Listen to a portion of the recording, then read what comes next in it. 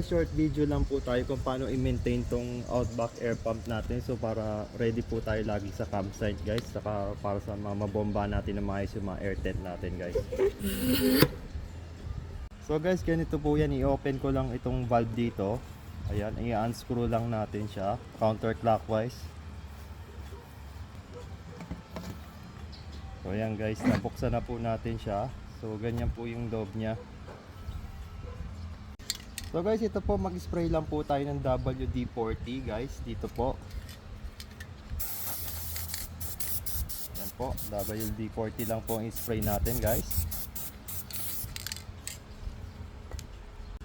So guys, ito po, after ko ma-spray ng WD-40, balik na po natin dito sa loob.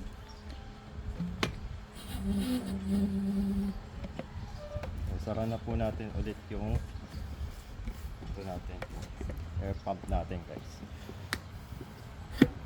So guys, ready to use na po siya. So madali na po tayo mag-pumping guys. Ayan na po, smooth na po yung valve natin guys.